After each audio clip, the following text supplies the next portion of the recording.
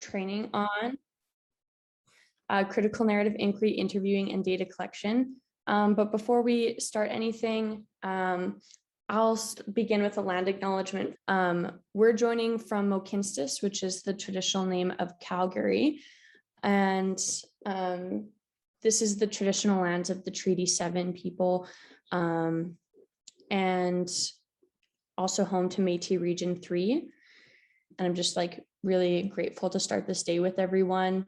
It's such a good group of people, and we're all here, you know, in our own commitment to peace building and reconciliation in all of our work. So yeah, so this is a bit of an overview of our agenda. And Lisa and Amir and Jeff are going to start the training. Okay, thank you, Sarah. And so for those of you who have been with us from the beginning, you know, we've been having a number of training sessions. We've had training sessions on critical narrative inquiry. We've met as a group to discuss our project. And we've also had some wonderful spotlights on the kind of prevalence, incidence of violence and gender inequity in our various regions, and then also what work is being done with a focus on men, but also across genders, what work is being done for prevention and social change. So that was really the phase one of this project. And so we're now into phase two. And we're very excited about this phase because this is when we will be conducting our research, both in our regions and then sharing knowledge and our findings across regions and sort of building our capacities together. And so this training is the second training that really is around preparing us as a team to go forward with the research. And so just a reminder, because I know we've talked about this before, but we do have some new folks here, is that what we're hoping to do is to recruit 10 men in each country or region through targeted and snowball sampling. So recruiting men and engaging in interviews through the lens of critical narrative inquiry. And then putting together sort of and analyzing our findings, both regionally, cross-regionally, and coming together, hopefully together, maybe in person, online, to discuss our findings. And so this is sort of our next step of phase two, which we're hoping to complete within the next few months. One of the main issues, and we'll go to the next slide. Oh, sorry, I'm just going to say in phase three, we'll be moving then to the digital storytelling and having some of our gatherings. So critical narrative inquiry. We had a wonderful workshop by Dr. Clive Baldwin. I think some could attend, some could not attend, but we do have it recorded talking about the underpinnings of CNI and really focusing in on, you know, what are these interviews all about? And so just to summarize, really the focus of this inquiry is around storytelling, but from a position of transformative stories. The idea that we as human beings move through phases of development, of thinking and rethinking our perspectives and approaches. And we think critical narrative inquiry is so relevant to men's engagement in gender justice and violence prevention because it's still today rare, not that common, to see men involved in this work, to see men taking up leadership roles in gender justice. And so what we want to know as a project, as a team, is, you know, what were the influences of these men and why are they doing this work? And as we talk about in critical narrative inquiry, is that these men who are doing this work and are sharing these perspectives are challenging dominant narratives, dominant paradigms, even dominant policies and ways of being. And so this is what we're excited to not just talk to men about what they think and their perspectives, but what they have been doing and how this has changed them and those around them. So I think that's kind of a broader idea of what we're hoping to achieve in the research. And so one of the things we wanted to talk about before we move forward with the training is where we're at with our ethical processes in our different universities and settings, and whether we need to do more. So here at the University of Calgary, I think several months ago, we were able to obtain approval for the research. And so I thought maybe we could take a minute by region. And I know that the Nepal group is coming in just recently, so I think it may be a new discussion for you. But maybe we could go over with our partners and see where people are at with ethics, whether they're going to or have applied for their own ethics approval through their institutions, or whether the University of Calgary ethics approval will be extended to the various contexts. And then I guess the only other thing, and Jeff is going to talk about our recruitment materials and our questionnaire, is that if there are, I think, significant changes to questions and recruitment emails and posters, we may need to put those through our ethics as well as an amendment, which is not too difficult to do. But we imagine that our team members in different contexts may word their questions differently, may have their posters looking different.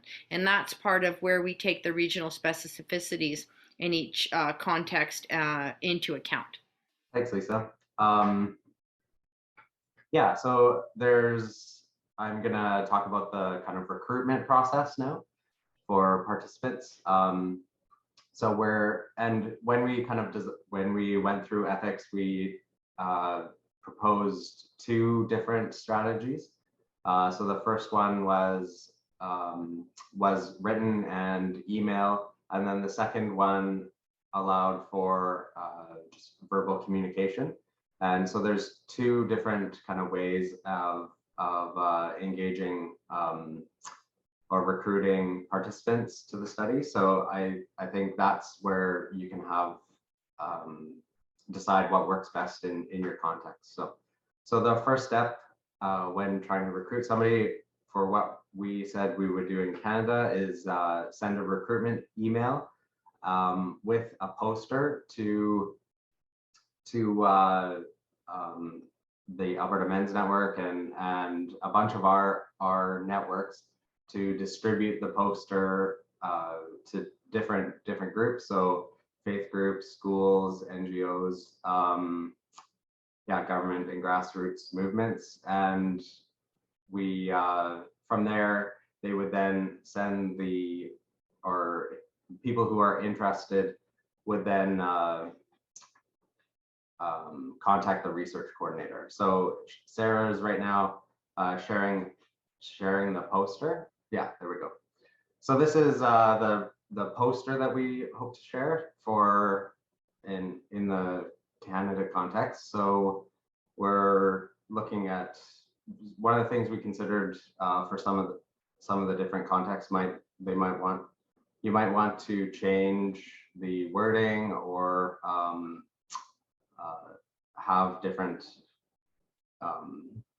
obviously different contact information and things like that, and then have that be shared in whatever way kind of makes sense for each context. So all of the posters that go out from recruitment posters that go out from the University of Calgary do require that little blurb on the bottom about ethics to say that it's been approved by the University of Calgary.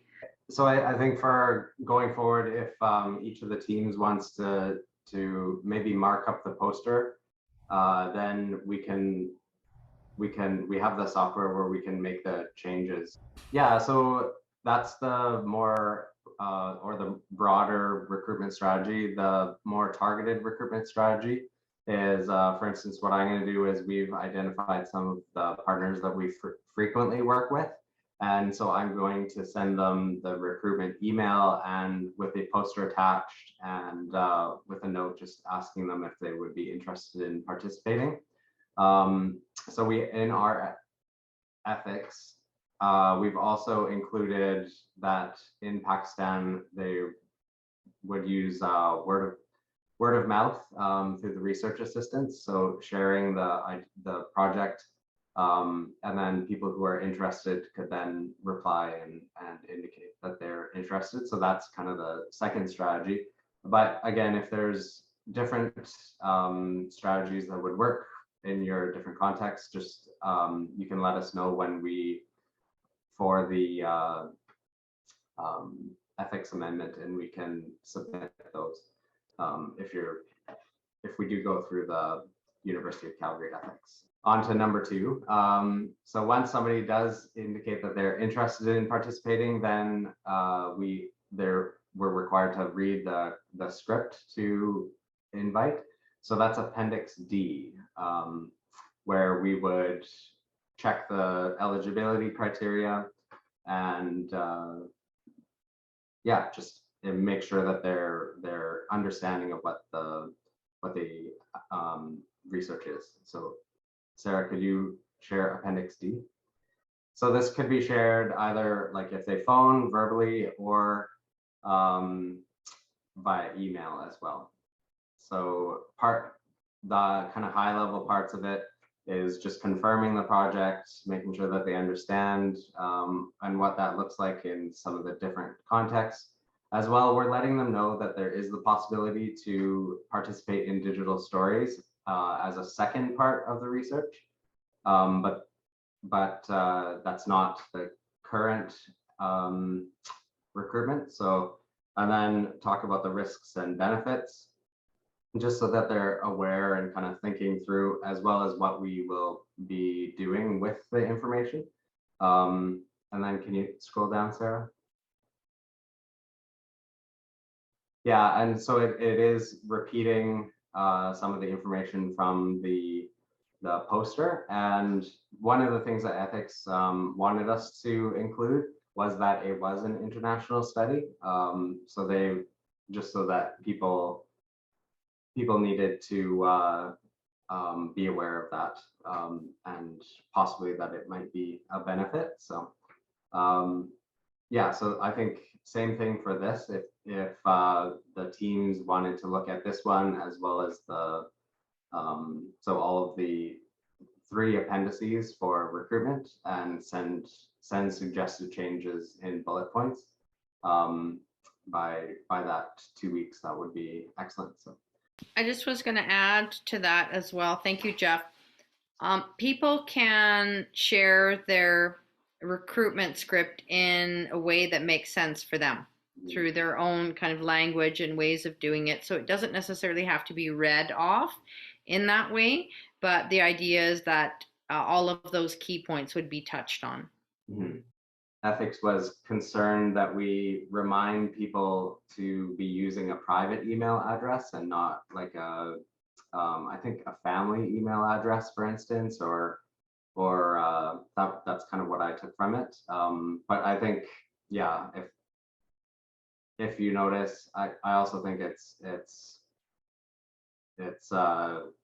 people are gonna, as long as they understand what they're doing, then they are free to make the decisions they're going to make. So now that we've shared the information and we have hundreds of people wanting to talk to us, and we're so busy, and we've been able to figure out a time.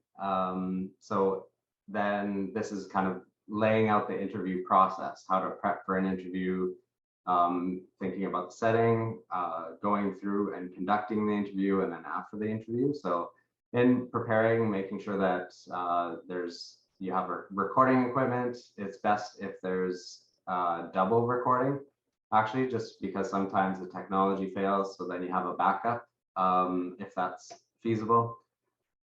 Make sure that you have the honorarium, and then bring the consent form, the interview guide, the demographic survey, and then there's also a resource guide, just for if there's kind of emotions or discomfort for participants.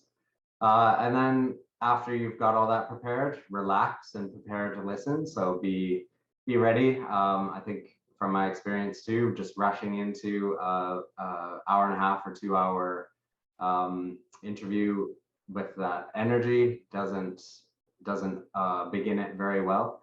And so I found conducting interviews, and I'm sure lots of people have this experience here. It's quite exhausting.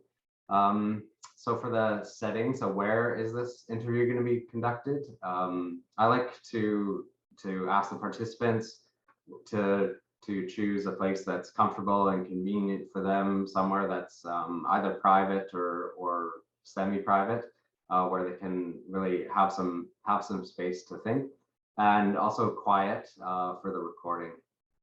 Yeah, and then so conducting the interview, I like to start with just some small talk and see how their day was, and just get the conversation going naturally. And then a couple ways to do consent forms is I've either done it in person as the first thing to do, and usually I email it to the person before, so they have some time to read it and understand what some of the options are. And then I'll go through it with them just to make sure that they understand all the different sections. And in our consent form as well, there's lots of decisions to make about what kind of information they want shared, and pseudonyms, and how they want to be acknowledged and participate. So make sure to check all those and then sign. And then I provide the honorarium either before then or at that point, just at the beginning, so that there's no so that if they do choose to end the interview, they already have it, and then that's fine. So it kind of reduces coercion at that point. And then I begin the recording with permission. And so if I've got an asterisk here, because some of we applied through ethics, and we were able to receive record verbal consent.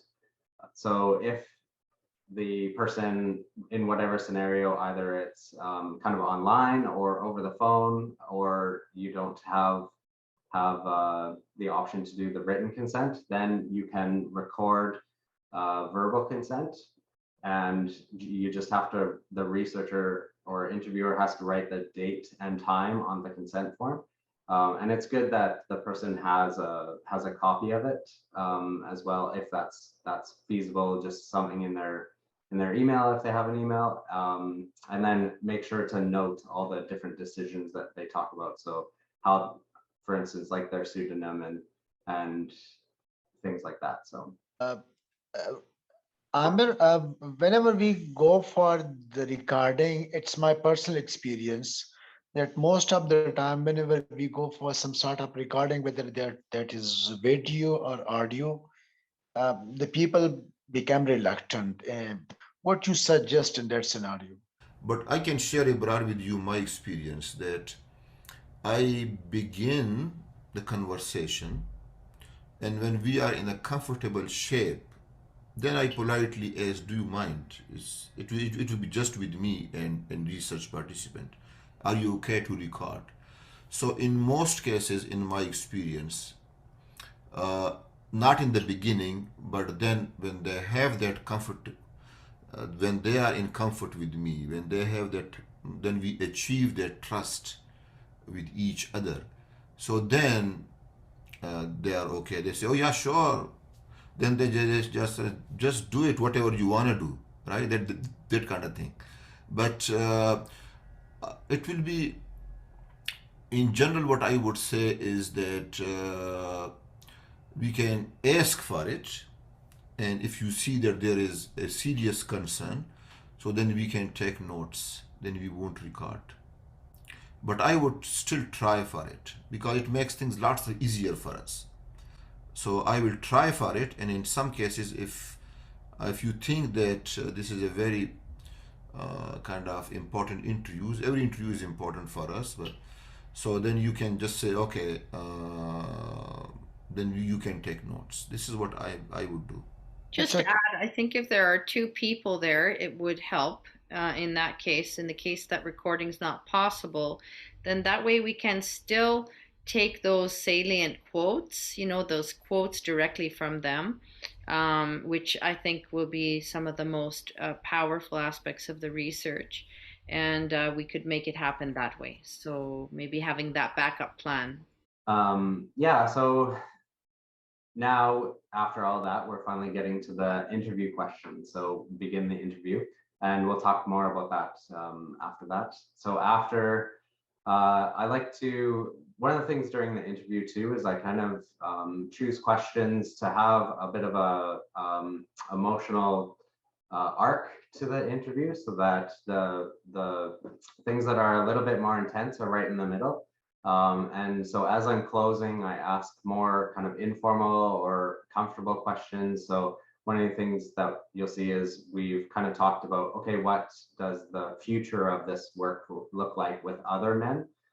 So it's not about themselves, but more about kind of less personal topics. So that it's creating some emotional comfort for them to be okay to go off back into the world and do the things that they need to do. So I'll check in, just ask how they're feeling near the end. And then I stop the recording. And then as I'm doing that and kind of cleaning up, I ask the participants to complete the demographics form. So we both have things to do, just finalizing some of my notes. So that has worked for me sometimes, and then sometimes I forget to do that. So other times, and then I've had to kind of chase people down after and try and get them to fill them out. So yeah, also having a checklist for the interview I found has been helpful, or doing the demographics form kind of at the beginning, whatever works for you. And then as I'm cleaning up and prepare to go, there's kind of, I've experienced this where there's the kind of doorknob effect where somebody has their hand on the doorknob and they said, oh, by the way, I've got this other 45 minutes of conversation I want to have.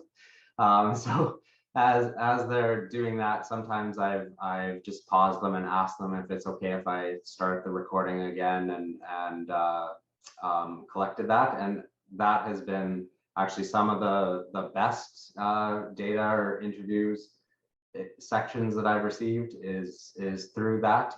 Really, that I think that's where a lot of the really vulnerable conversation can occur, because, well, like Amir said, they've kind of felt comfortable, and then I kind of go through the ending process again, just to make sure that they're okay. One of the things that we do in our research here, and I'm curious to hear from the other researchers about your perspectives on all of this as well. But we tend to also provide people information and resources for where they might seek some supports. These types of interviews, even though we're talking about men's involvement in gender equity, gender justice, violence prevention, whatever it is, can really elicit a lot of reflection on childhood experiences. It's pretty safe to say that most people have experienced some forms of violence in their lifetime, or have witnessed, or have even participated. And so things can come up. And so we try to make sure that we do give them either a list of resources, and at times it happens that we would need to help people get to supports, whether it's informal supports of family and friends, or a peer mentor, or formal supports.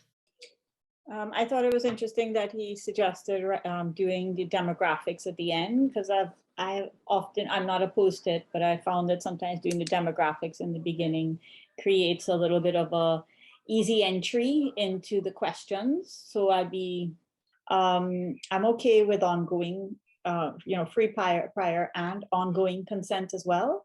So that may be something that we depends on what we're asking in the end, although our questions are not, very, they're not getting at necessarily experiences of violence as you would with survivors, whereas you get into more details, you're asking for ongoing consent, but that may be just something to consider. And yes, we can provide a list of resources, although, the resource climate in the Caribbean is very thin, particularly for men. But we could figure out what kind of referral we could provide, and that might be helpful as well. It's quite common to need to stop the interview. And that, for me, is an ethical imperative, is that if, and this has also happened in some of my interviews with men who are involved in the work, is that emotions get brought up, anything, even, the loss of a family member. Things can come up when talking about emotional issues. And as researchers, we don't necessarily need to record everything. And so it often happens to me is I will say to people, would you like me to turn off the recording for a few minutes? Or if we're only taking notes, putting the pen down, right? And say, well, I'm not gonna take any notes for now. Let's stop, let's take a breath, cup of tea, glass of water, a smile. Those types of things are really important. Depending on how we're conducting interviews, we've got COVID, we've got other things, a distance, whether we'll be online or in person really makes a difference as well. So that's something that we need to consider and think about, but always putting our humanity and the human connection and relationship first.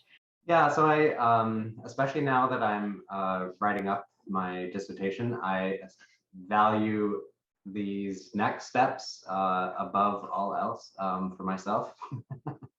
So after the interview, again, within probably 24 to 48 hours, writing a journal with kind of the key points in the person's story, how they're answering some of the questions, and then writing up a kind of 2 to 4 page summary of the interview, which I found really quite helpful in coming back to make sure that as I'm pulling apart the interview into its parts, that I'm still able to have a quick summary of what this person's story and life was, and be able to kind of contextualize it back into that.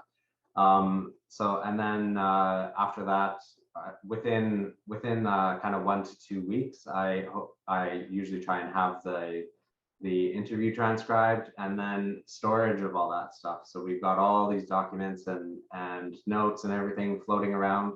So what I have done, and you'll have to figure out what works for yourselves and for teams, but store the recording, the consent forms, the demographic survey, and the transcript together, and in one under the date of the interview, and including the date and the duration of the interview and the setting of it in the transcript and the interview key points has been helpful as well for me, because there's nothing like going back through emails trying to figure out, okay, what date was this interview? Yeah, and then for follow-up as well. So once the transcript is done, I share it back with the participant for member checking, and just include in that process with, or kind of if it's notes, just key notes. I had one professor say, I'm not sure where this idea comes from, where when a person first shares their information, that it's more valid than after they've had some time to reflect on it.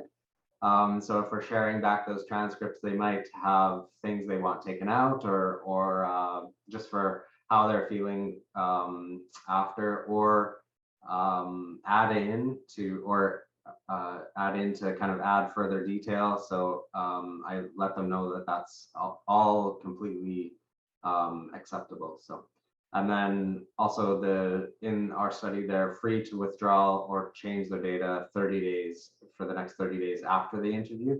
And we kind of have that cutoff just to make sure that once we start analysis that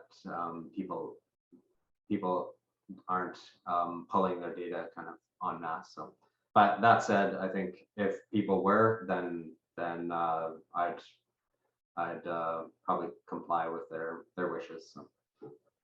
Okay, thank you so much. So I'll be just briefly talking about conducting interviews, right? When you are, and already I think great points, Jeff. Thank you so much. Very important points on those tips. I learned about particularly that after the interview, the summary piece and all those tips. I will just add on few, and I would not talk about some of the things which you already mentioned it. So I will just talk about during the interview kind of stuff a little bit. But one thing is that very clear, right? When I would begin the interview, so on that day, I'm excited, I'm prepared. I will have my beautiful shirt on me. I may be having some scent because what I'm going to do now, I'm going to harvest pearls of wisdom from the community members. And I'm going with this approach that I'm going to meet someone to hear those voices, those beautiful voices full of wisdom, right? I'm going as a learner. I'm going as a humble student there. And this would be my body language. That's why I'm going to collect those precious ideas and thoughts. So I have a lot of respect for that person. Lots of respect for that person. And so I'm going to meet with that person. And as Jeff said, before that, I'm trying to find out where you want to meet. That person is generous.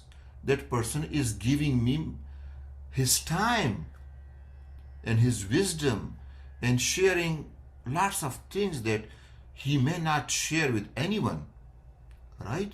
So I'm going with this kind of attitude with that person. So, and like when you are collecting pearls, it's not easy. You go and then you are very careful in collecting those pearls. There are steps involved. You need to be gentle and soft with oyster, right? When you are getting, I don't know, some of you might have done it. So that's basically a very precious and respectful process to follow, an exciting process to follow. I would like to treat those participants with dignity, with integrity, with respect, right? So it's not a transaction kind of. I'm going to bank and doing a transaction. No, it's not like that. It's much more than that. It's collecting knowledge. You are in search of knowledge. You are in search of knowledge. You are learning something new, something really precious and important. So I'm going with that kind of attitude. I'm gentle. I'm soft. My heart is soft at this point because when it is hard, it's not collecting anything. It's soft. It's fertile, like a fertile land, right? So those plants can grow. I'm open to new ideas. I'm not judgmental. I'm not judging people. I'm open to new ideas. So this openness, this softness, gentleness is there. This respect is there. It's a conversation. I'm not a policeman. I'm not an investigator. I'm not an intelligence guy. I'm a researcher. I am a student, a humble one. It's an exploration. It's not investigation. It's a qualitative narrative interview, right? So active listening is there. So with all this attitude, now certain behaviors are there. You are actively listening because you can't afford missing time here. You are attentive. Your eye contact is there. You are not kind of doing here and there and phone and pen and pencils and paper and looking here. No, no, no, no, no, no. You are just looking at him with respect, right? So active listening, good eye contact. You are not sitting like this and listening. No, no, no. You are opening your heart and your arms in that sense, right? So you are kind of sitting comfortably, because this kind of thing is, now we don't have time to explain it, but this kind of thing has a different impression. So we need to be careful in these, in my body language. So these are the guiding principles to being ethical and community-based researcher. Making sure that you are not, and this is talking to yourself, that you are not exploiting, you are not, and we all know about it. So I'm just already mentioned earlier. So power is negotiated consistently throughout. You are aware about your power throughout the interview, before the interview. You need to be aware about it, that power that you have, and negotiate that power, that self-reflection that you all know better than me, that how important and critical it is that you are extracting data. Maybe the person may be a passive recipient, right? So that this reflexivity is very important, right? So because you have the power of asking questions. So these are some of the things that let participant select time and location, and as basically earlier said, Jeff beautifully said it, send back transcription. Qualitative interviews responses are in the form of narratives, right? There is thick data. There is thick data. There are descriptions, and that data is critical for us. So we are collecting it. So it's not investigation, it's storytelling, it's narrative, it's a conversation. The person is sharing his whole life with you, his life stories, his personal stories with you, his challenges and issues and insights. We need to collect that effectively, and it's thick data for us. Personal and based on first-hand experiences, right? So there are emotional conversation involved there, right? There are emotions there. As Lisa said, they've been through a lot. Maybe most of the, if I can talk about even, for example, Pakistan in that context, almost, Lisa says almost everyone have seen some sort of violence in Pakistan, at home, in village, war, or whatever. So all those things are there, but those emotions are part of it, are not separate from it. Those are part of our data collection process. So, and now these are opening, so you are opening it by informing about the research, right? And just one point is that, and you already are, all of you, we need to be, before going for interview, you need to be knowledgeable about interview, about your field, about the field, what you are talking about, you are asking question about. So that knowledge about the context and your research is important, right? So what I would do is basically I begin with, usually, it's your choice, demographic information you want to do in the beginning or at the end. I usually begin with kind of a general kind of question, just kind of a chit chat, and just begin with a general questions, and then, like, for example, what's your story, right? And then the person start thinking. I kind of pause a bit, just giving some time, and when I see that the person is kind of probably struggling with exactly, then I give some points, and then the person organize his thought and then start sharing, right? So I open the question, but as I mentioned in the previous slide conversation, that it is your research. You have a purpose, you have a goal to be there, and as you said, you are aware about the time, your time, and the participant time. So the person will open, and it will be a general. So whenever you feel, that's why active listening is critical. Active listening include this piece, that when you are listening and you see the person is going to share, like stories of his visit to somewhere Murray and what happened and that and all that. If you see that, no, so then you basically respectfully ask another question or bring a point and change the direction to your own, what you like to know about. So when you are active listening, you are aware about that and the timepiece. But we are not perfect.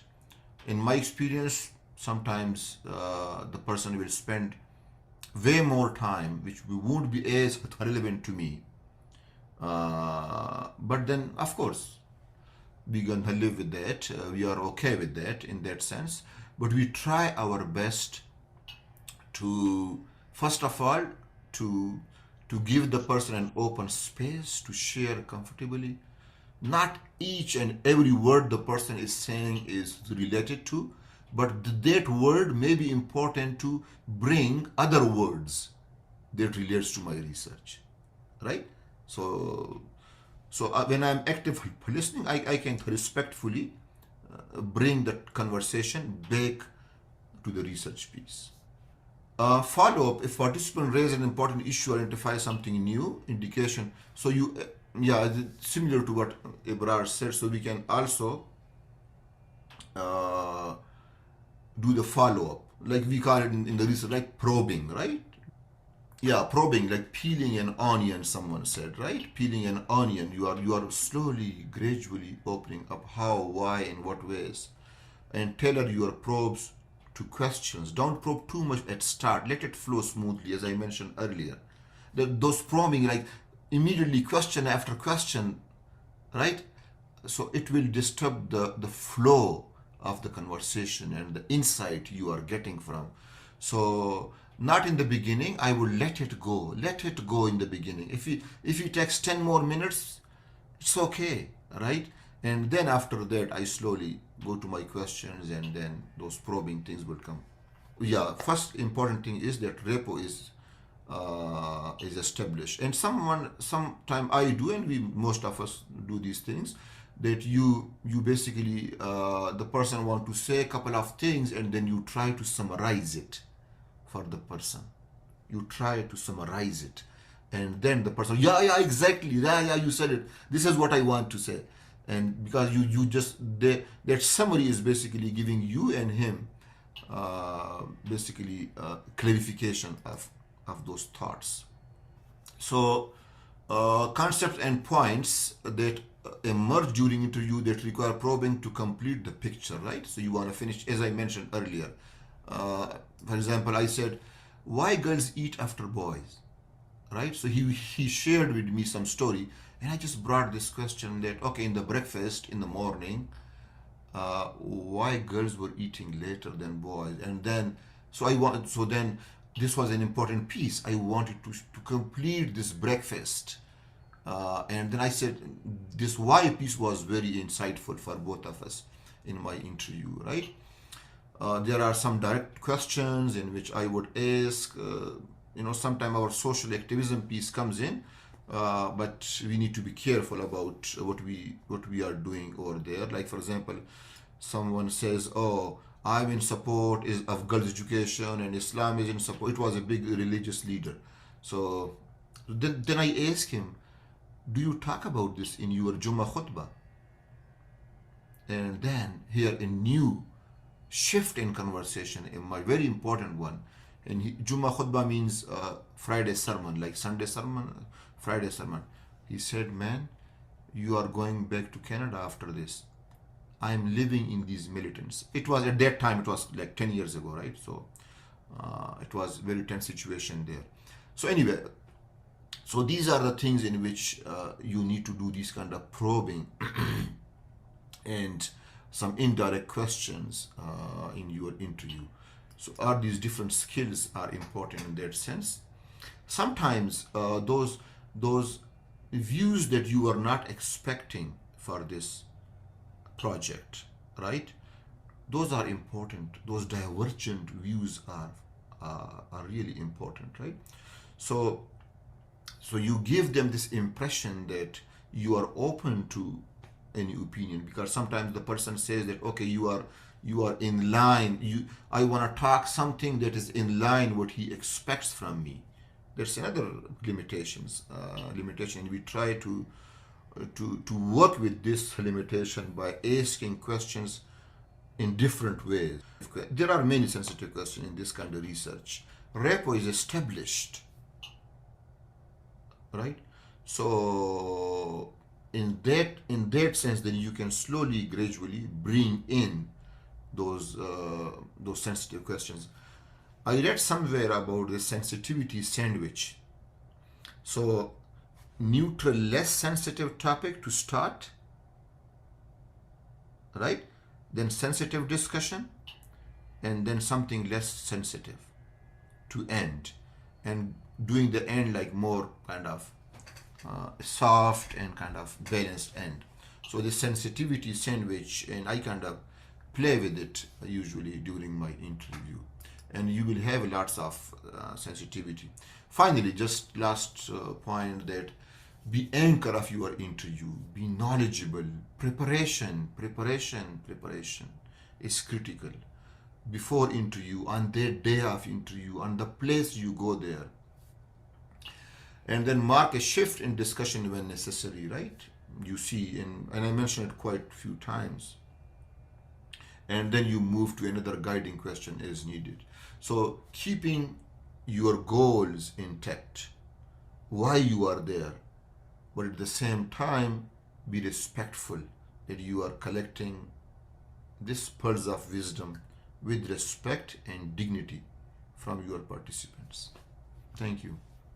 Thank you so much, Amir. We are asking people to share some of their utmost stories, thoughts, emotions, and so we need to be respectful and grateful and appreciative. And the idea of appreciative inquiry comes to mind when you were talking about how we're there as curious learners.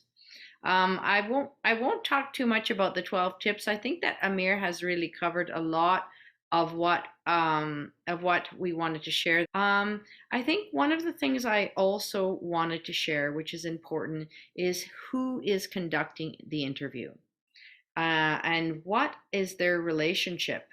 What are the similarities, the insiders, outsiders role of those who are conducting interviews? And I'm involved in a study on anti-Black racism on campuses in Calgary, Calgary. Amir and I are working on this study with Patrina Duhaney. And so Black scholars and students, so academics and students, are being interviewed about their experiences of racism. And so who should conduct those interviews is very important. And as a team member, I was actually sent to do 2 of the interviews with people that know me well, feel comfortable, and would share the same thing they may share with a Black researcher. And that was important, right? Because will people really share from their hearts what they're thinking if someone is there, say, from a different group? Like, for example, I'm a white person doing an interview with Black people about white people's racism, right? And so how comfortable will people be if they don't know me? So very important to really think about for each team, who is conducting those interviews and what are the pros and cons, because there's always pros and cons about who's conducting. So that relationship matters, and the idea of shared experience versus differences, all of those will play out in the responses that we receive. So I think we'll just talk for a couple of minutes about the interview questions. I think that's going to be important for each region to consider around how questions are phrased. Are there specific questions in different regions among us that need to be asked that are particular to our own context that we need to know or want to know about? And so the general topics that we have for this research are: how did men get involved in this work, or these perspectives that they now share around gender equity, gender justice? So this idea of this historical formation, transition, change, ideas, so we've got that sort of the getting involved aspect. And so and I think that's a really great way to get people talking, right? So when when you were young, like, what is it that you learned about gender equity, or about men's roles or women's roles or whatnot? And then the idea of mentors. So who did you have in your world? And so who were the mentors, and what types of ideas were shared? And sometimes people will talk about positive mentoring, and other times they may talk about other forms of mentoring, right? I didn't want to be like X. I wanted to be different from what I saw or heard this negative experience, and that ended up making me want to be. And so, you get those types of ideas when you open the conversation about mentors or influences.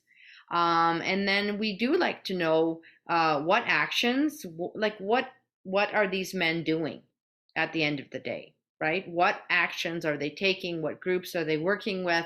What types of strategies are they using? And those are great. That's great information for us to know about and to share across our regions around what is kind of the state of activities that are happening.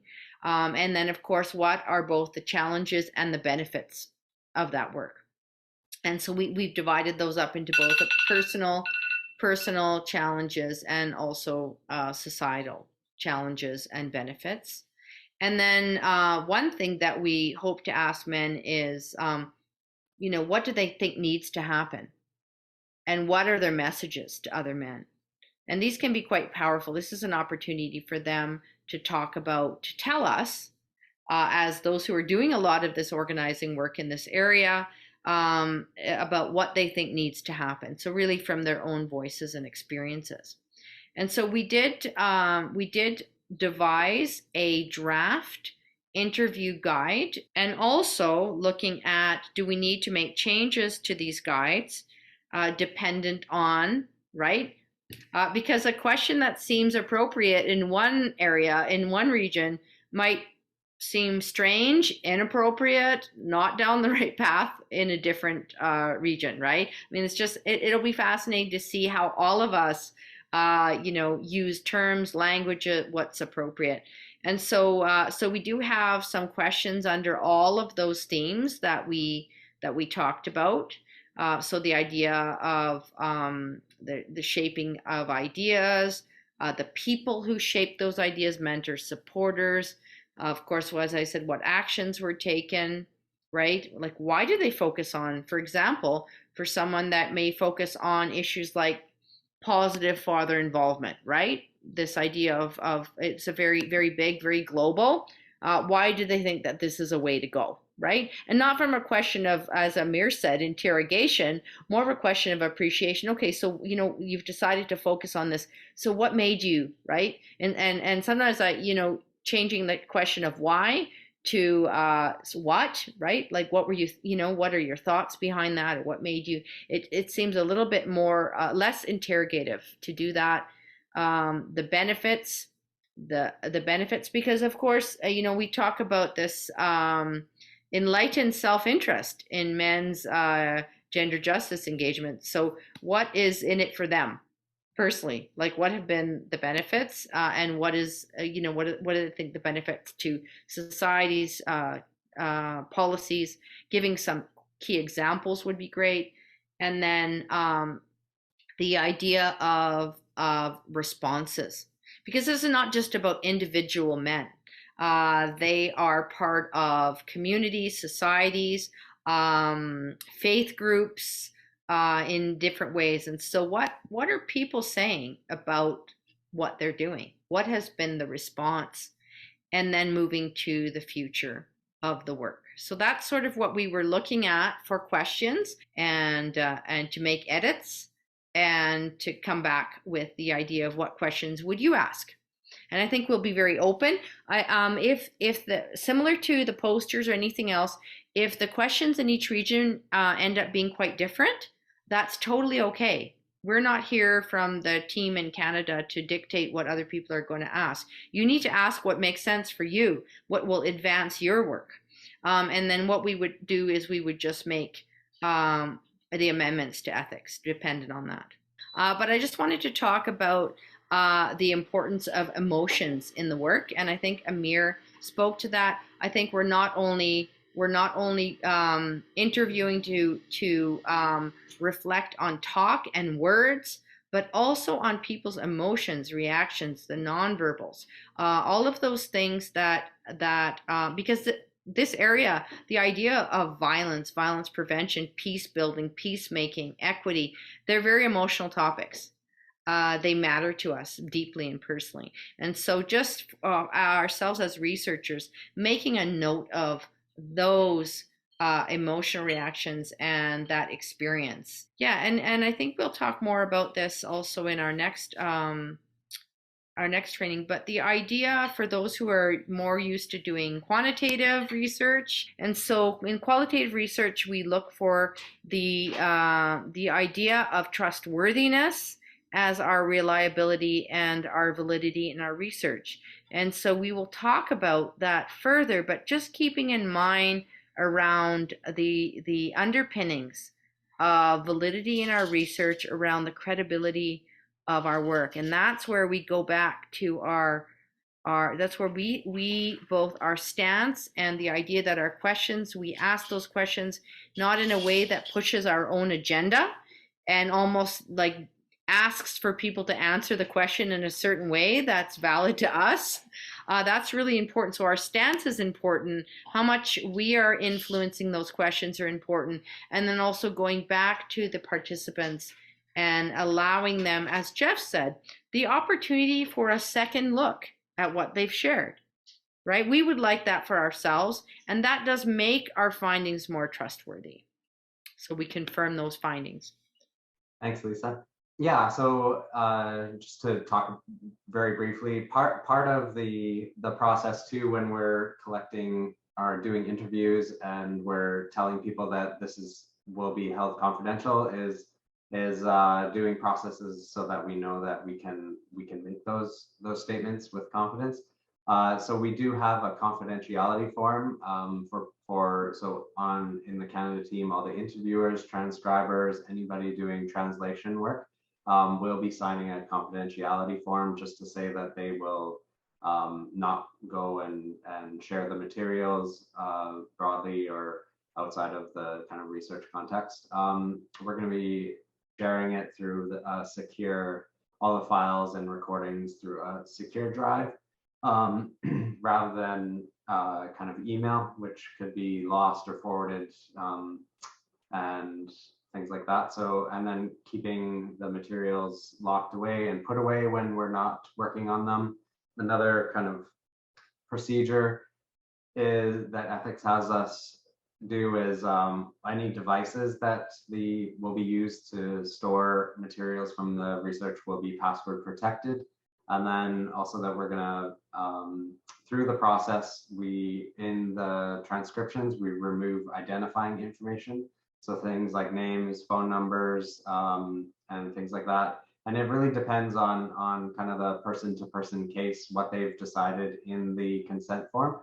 So if they want to share their name, part of this is like if I'm part of an organization that I want to promote through participating in this research as a participant, then I want to make sure that that's represented in the research. So I don't want the researcher to remove that from the transcriptions or things like that. But if I prefer to have a pseudonym, and I'm going through that with my own research right now about like one participant, he wanted to have his full name, but he's got some really quite intimate details. So I'm going to go back to him and ask him, in this context, do you want this to still do you want me to still use your full name, or would you prefer a pseudonym? And ultimately, I want to make sure that he's making that informed choice, even months after doing the interview. and then having procedures where I'm going back and making sure that I am following what people have said on the consent form. So making sure that like I'm not sharing last names or I have the right pseudonym or I'm making one up.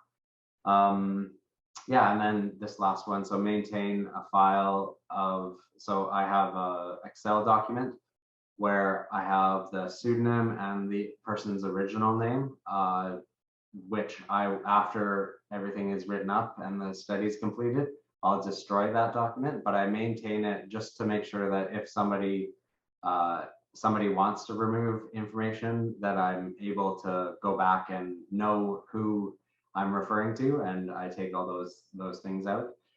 And then finally, that after the study is completed, then we have in our ethics, we have 7 years to keep the data, and then after that time, we destroy all the data, so delete all the files, and that, but not the like digital stories are publications. So anything that we use to publish and have produced can still remain. We're just deleting the kind of raw materials or the interview transcripts and the recordings. So, yeah. And then we also have in the Dropbox or OneDrive, there's a list of all the different appendices that we've created. So this is just kind of a brief summary of them. You can draw on those for any parts of the research. Yeah, that's it. I'll stop sharing quickly. I just have one comment. I know the OneDrive and Dropbox get used interchangeably sometimes. So right now there's a project Dropbox. Janelle has already emailed everyone the username and password for that. And that's where all of our shared documents are. When it comes to data, ethics doesn't, I guess, approve of using Dropbox for storing data here. So we need to use OneDrive. Yeah, so the reason for that too is the OneDrive servers are located in Canada versus the Dropbox, which are located in the States. So then the United States government can access the data through the Patriot Act. So we try and make sure that all the data that we collect is located in Canada and kind of subject to Canadian law. So I think just to kind of for next steps, I think there's kind of 4 documents that we're asking everybody to look at and have bullet point comments or just make the changes. So for the recruitment email, the poster, the script, as well as the interview guide. If everybody wants to schedule team meetings regionally and have those comments back to us, then we can figure out what to do for ethics as well. Okay, thank you so much, everyone. Now the exciting journey begins.